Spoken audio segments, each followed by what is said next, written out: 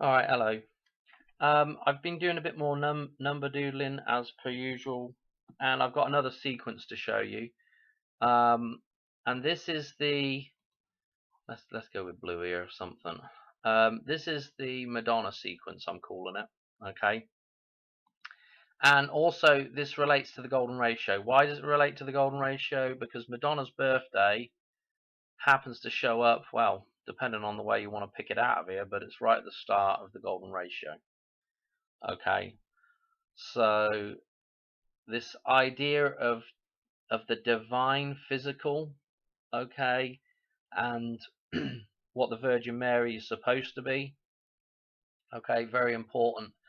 Um, and so, of course, Madonna's birthday obviously has some of those numbers in there, okay. I think that's highly significant. That's one thing to note right there. I want to tell you something else that's highly significant. Again, you just go back and watch. If you're new, just go back and watch a couple of videos back, and you'll get the gist of what's going on with this kind of table here. But basically, what I have is two Fibonacci type number sequences, which are kind of twin number sequences. We just start the number sequence around the opposite. We put the two starting numbers the opposite way around, and it generates a slightly different number line. And then we balance those two number lines with this middle line here of orange numbers. So this is the balancing number line there.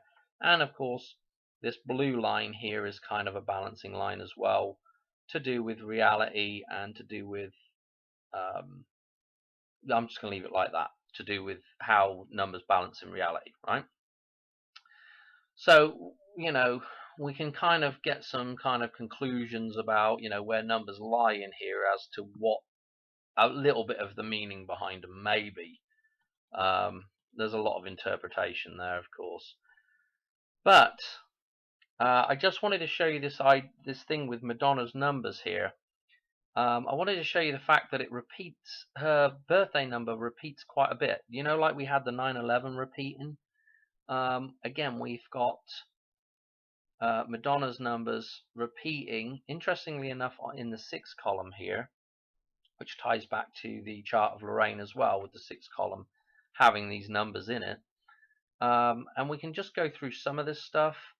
I want to just say, I kind of want to say this very quickly, is that this table is leading me to the conclusion that maybe the 27th of December, here in a day's time, we could potentially see a Madonna Crow-Kit ritual death. Okay, and the reason why is because you'll notice that the 272 here shows up, and this, and the 172s are highly sort of, they're in here. Okay, and if we go back to the other, I just want to show you one other thing in the other chart. So this is the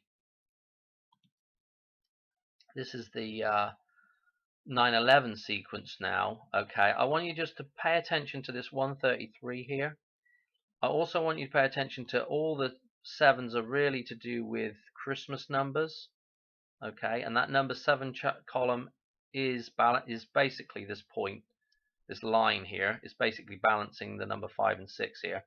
And I also want you to pay attention to the fact that 127 happens to show up again in this 6th column where Madonna's numbers repeat. Oh, and one other thing, the 8/9 that was the Queen's death, that obviously the Queen's birthday links into 9/11 as well. And so that Queen's death thing links into the idea of the start of a new cycle, number 10. Okay, and it obviously links quite heavily into that because it's the whole row starts with 10. So we've got that stuff going on there. Let's go back to this other one, right? And let's just mention a couple of things here. So where the Queen's was showing up there, we've got a 168 again, a repeat number of this 168. So we can tie that back to here now. Okay, and we can also tie this number to 133. Okay, in the other table. and we can also tie the the 127s that keep showing up. We can also tie that in here as well, because that happened to show up down here in the other table. Okay, the other thing we can do is obviously this 156 here. We can tie that back to the other table, because the 156 prime, as many people mention, is 911. Okay, so again, we've got the references, the 7 column here that's to do with balancing these two columns, the 5 and 6. Notice we have the 27 in there as well. Notice we have the Christmas number in there, and this number I'll come on to in just a second, okay, because it's important as well. So again, we have a nice reference to the 7 here, and a cross reference here as well, when we're using, when we're balancing her numbers. I guess the 12 will be important, and also this number 7 will be important for sort of balancing numbers, and obviously the 10 for a reset. So we see it repeated here. If we were to put this, if we were to go 133 days from her birthday, 8/16, that would take us up to the 27th of December, which is pretty interesting, because her numbers also tie into another previous decode that I did about 814 being a sort of Christmas reference within the Lucas set of numbers. Go back about 3 or 4 videos back, that one is. And 814, of course, is 814, 15, and then 16, her birthday. So there's a 3 days connection there, okay, just like the death and resurrection of Christ, okay. So that's important as well.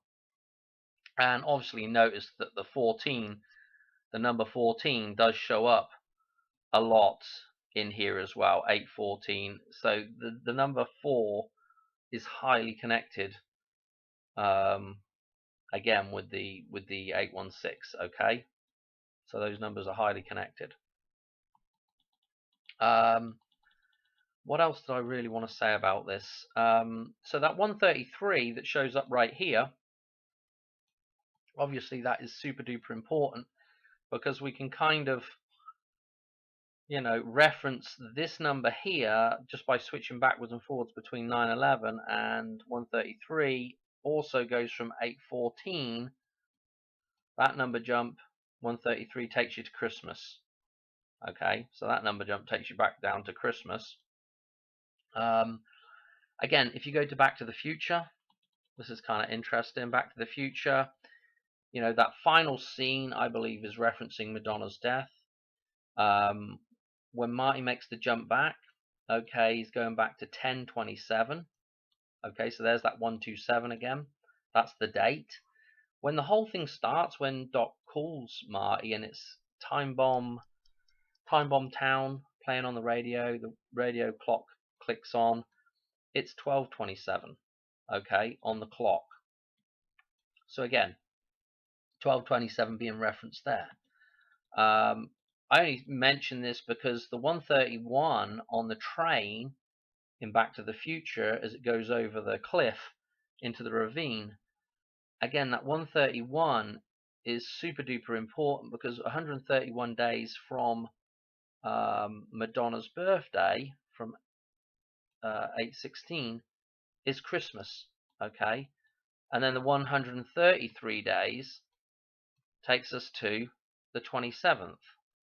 Okay, so you can see how these numbers that would cross-reference each other become very, very interesting. In fact, that scene when Marty makes his final jump home back to balance, the point of no return is the windmill on the side of the tracks. Windmill is a 96 in the Gematrinator. Okay, so again, this idea of going 88 miles an hour again, to get back to the balance point. Yeah, all very, very interesting, and this very good reference to 911 here with the 156 prime number.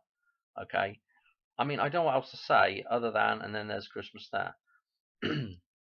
Now there is a date that is also referenced in here with the 7, and I talked about it in the previous video, with the, interestingly enough, it's a 32,123 day jump. So this number here kind of gives me the hint of cross-referencing that a little bit. But what's even better than that is that there's two sets of number jumps. We go from September the 30th, 1935, which is the Hoover Dam date, through to September the 11th this year, is that 32,123 day jump, 3211. Well, not 123, but 23. But it's like a countdown and a count up. And then the next day is the 31st, and you'll see those numbers in the other table. Is the 31st, or it's not the 31st, is the 1st of March through to the 11th of February, okay?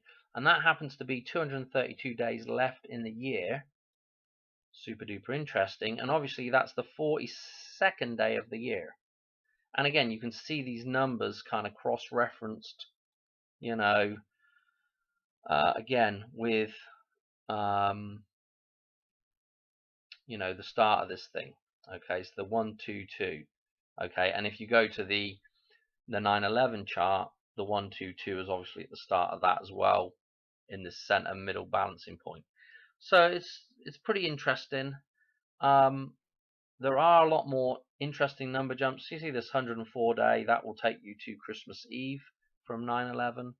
So, and again, you know, 168 days is just absolutely mental. If you go 168 days from her birthday, it will take you to the 31st of January, 131. So it's just crazy. But I do think it's pretty interesting with the Back to the Future thing. And I'll just mention something quickly, just in passing, because where else do I put this into a video? But I was watching the Chiefs game today. Actually, it's gone to the 26th now, but it's actually was Christmas Day game. And the references were, I mean, it looked like the game was thrown deliberately by the Chiefs. It looked like the fix was really in. And all to have the, of course, the Raiders, the Las Vegas Raiders. So obviously we've got that tie back to the Hoover Dam, Raiders of the Lost Ark, the two winged angels of the Ark, which is the two winged angels of the Hoover Dam. If you look at the Ark of the Covenant, you'll see what I'm talking about with the winged angels and the winged angels at the Hoover Dam. So you've got Raiders of the Lost Ark. They play at the nickname stadium of the Death Star. Okay, and the Death Star, obviously in Star Wars, we have the trench run that blows up the false moon, the man-made moon, and that is all lifted from Dam Busters 633 Squadron. So we've got that reference to back to the idea of blowing the dam. Okay, so you know, the references are just nuts. And again, the game looked fixed. We ended up with a score that encoded the Queen's birthday. The halftime score was encoding Camilla Parker Bowles, the new Queen, the Queen that wasn't, also with the 1-7, with Diana as well. And it also had the 177 halftime score was also, could have also been a reference back to Clint Eastwood, obviously Back to the Future 3 again when it's the finale. And right at the start of that film, you know, there's several Clint Eastwood references, obviously, but one of them is the Good, the Bad, and the Ugly, with the shooting when Doc shoots the hangman rope. Obviously, that's a reference back to the Good, the Bad, and the Ugly. So that film ends up being 177 minutes long, and that's our halftime score. And the whole game looks fixed. And guess what? I go and look up, because they keep mentioning the coach of the Raiders, and I go and look up his birthday. And what's his birthday? October the 26th, the day that everything kicks off in Back to the Future. It's just absolutely mental, the references. I don't know what else to say. I'm going to leave it there for this one, because I really didn't want it to be a long video. But, you know, if I doubt anything will happen on the 27th to Madonna, but if something were to happen, I would kind of be feeling a little bit ominous about the Super Bowl 11th date and through for the next 4 days right there, because all those dates are super interesting. They all tie into the dollar bill. I mean, it's just absolutely crazy. Here's one more little tidbit to show you. Let me show you this. Oh, this is the guy, the coach. I forgot his name yet. Antonio Pierce, like piercing the arrow through the bullseye. And well, let's go one step better than that. Here's the arrow. Here's the golden arrow going through the bullseye here. The train reference, Madonna's Holiday, obviously Holiday. In the background of that music video, they've got a reference, I think, to the Christmas Carol, the Charles Dickens story. And again, what the hell is Back to the Future? It's a Christmas Carol. If you watch the film, he's transported to the past, he's transported to the future, he's shown kind of the errors he's making, and finally he changes himself. Okay, in the final thing, he doesn't get caught up in the ego-driven fight anymore. He's become aware of who he is, and how he should behave in the world. I guess, I don't know. He's become a better man for the trips to the past and the future. Anyway, that reference to the Christmas Carol, Holiday, Madonna. One of it, I really like Holiday. I think it's a good catchy tune. And again, check out this artwork for it. Look at the train, the 131 train in Back to the Future. Look at this train. We got a 213 reference and a 133 reference. Now, looking at all those charts I show you, you can see what these references might be hinting towards. Just interesting stuff. I'll catch you on another video here real soon. Alright, thanks for watching. Bye.